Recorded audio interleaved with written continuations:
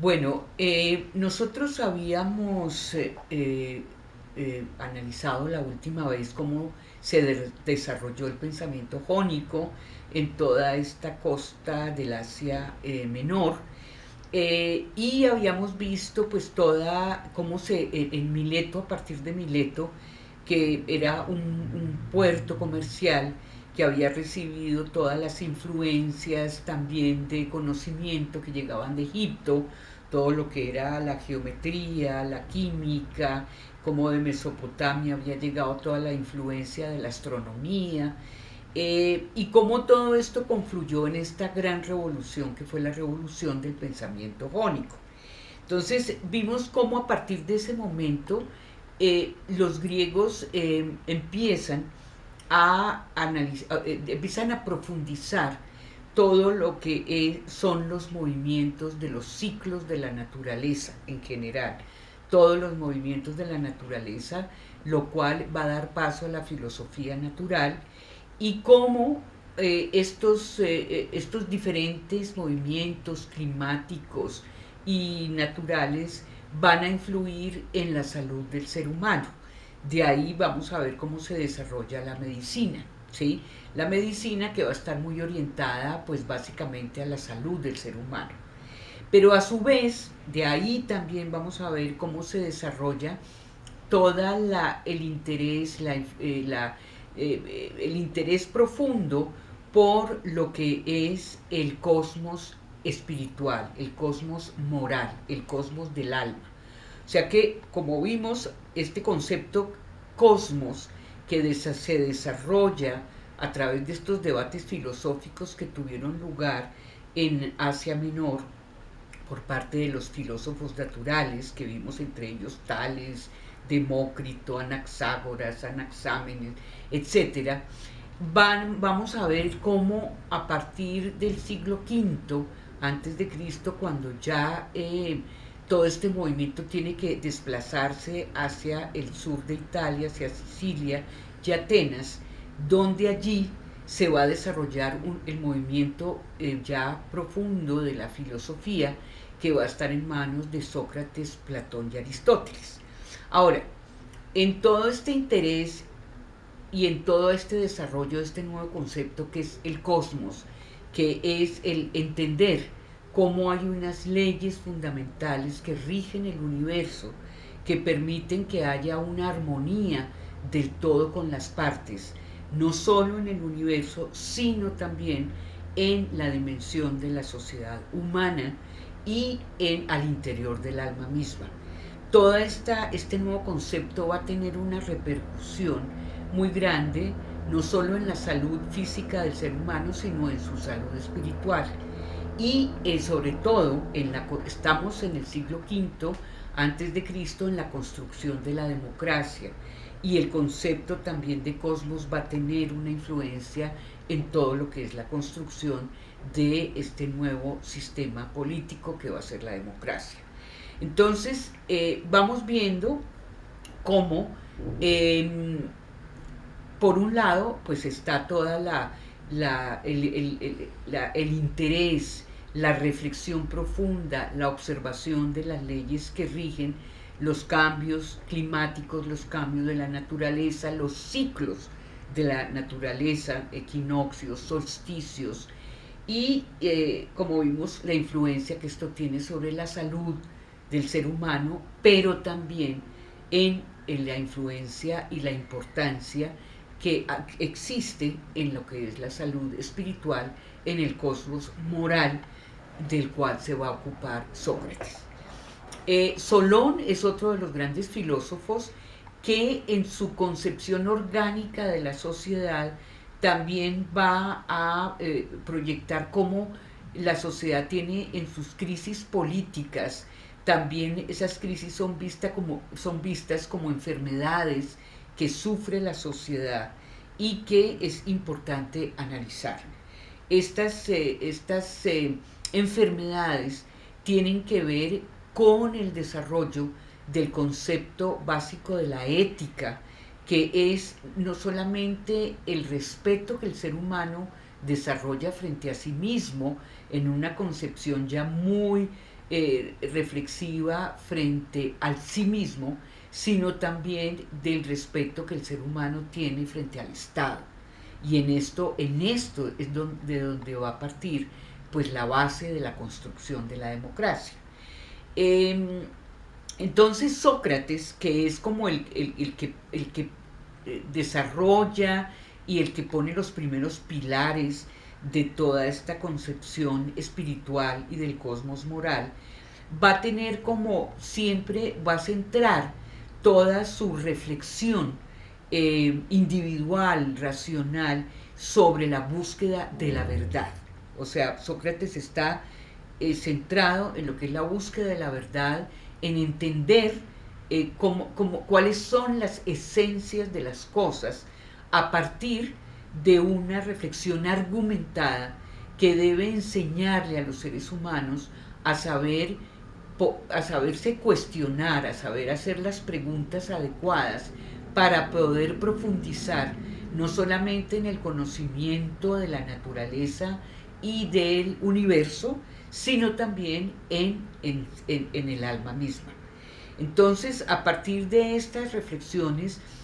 Sócrates, digamos que desarrolla todo un pensamiento argumentativo,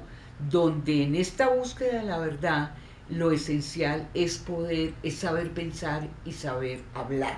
¿sí? Saber expresar y saber pensar correctamente para entender cuáles son las leyes que rigen el universo y las leyes también que están rigiendo el cosmos moral. Eh, a partir de este momento, pues Sócrates él desarrolla estas famosas frases. Esta está en el Partenón, que es el conócete a ti mismo. Para Sócrates es fundamental en esta nueva visión del ser humano, que es una visión autorreflexiva, donde él dice una vida no examinada no vale la pena ser vivida. De ahí la importancia de estar haciendo esta autorreflexión permanente que debe desarrollar la virtud y los conceptos fundamentales del bien, de la justicia, para que el ciudadano que se desarrolla en una democracia pues pueda entender y pueda acceder a estos conceptos que le permiten no solamente desarrollar una ética con la cual él se relaciona consigo mismo y con el Estado y con el otro, sino que también le permite pues adentrarse en todo el conocimiento de la naturaleza. Sócrates, a partir del siglo V antes de Cristo, él da sus discursos, todos sus discursos los hacía en el Ágora, en la plaza central, y allí llegaban los atenienses a escucharlo, a reflexionar con él. Nunca escribió nada, pero sus grandes discípulos, entre ellos Platón, fueron los que escribieron y plasmaron el pensamiento socrático en lo que fueron los diálogos. Platón se centra básicamente en lo que son los diálogos. Ahora, Sócrates, en su búsqueda de la verdad, profundiza y critica a unos personajes que tenían mucha influencia en la educación de aquella época, que eran los sofistas. Los sofistas habían centrado todo el desarrollo del conocimiento en lo que era el perfeccionamiento de la retórica, de la palabra, de cómo hacer el discurso bello, el discurso accesible, pero a la vez era ambiguo, porque para los sofistas lo importante era más la forma que la esencia de la verdad. Y Sócrates va a estar en un permanente conflicto que Platón retomará cuando él escriba sus diálogos, para mostrar la importancia de no perder el objetivo final, que es la búsqueda de la esencia de la verdad, y no quedarse en el discurso formal, el discurso de lo bello, pero que da para ambiguo y que puede tirar para cualquier lado. Entonces, esto es otra cosa muy importante dentro del pensamiento socrático. Digamos que hay algo que se recupera dentro de todo este pensamiento de Sócrates, es que criticaba básicamente toda la superstición en la que habían caído los griegos, determinando que a partir de sus mitos y leyendas y de sus dioses se podían explicar las leyes que regían en el movimiento del universo, en el movimiento de los astros. Y Sócrates criticaba eso, o sea, para él o sea, para él esto no era la manera como el ser humano debía reflexionar y tener un pensamiento mucho más profundo cuando quería entender el origen de la vida y ver cómo se daba el funcionamiento de la vida. Y por esta razón Sócrates va a ser condenado por el poder de la época que lo castiga con el hecho de que tenga que beber de la cicuta, ya que para el poder de esta época Sócrates estaba corrompiendo a la juventud griega de ese momento. Y Sócrates, para él, sus principios éticos son mucho más profundos que este juicio arreglado que habían establecido los gobernadores griegos de esta época.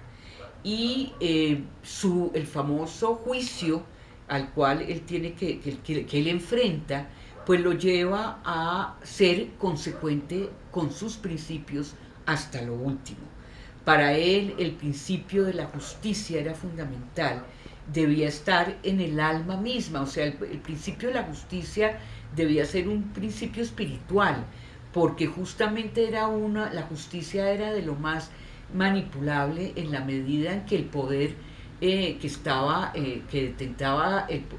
que tenía el poder dentro del Estado, utilizaba y manipulaba la justicia a su favor. De ahí la importancia de la ética para justamente poder tener esa responsabilidad frente al Estado y frente a sí mismo con este concepto que fuera un concepto real y verdadero. Finalmente,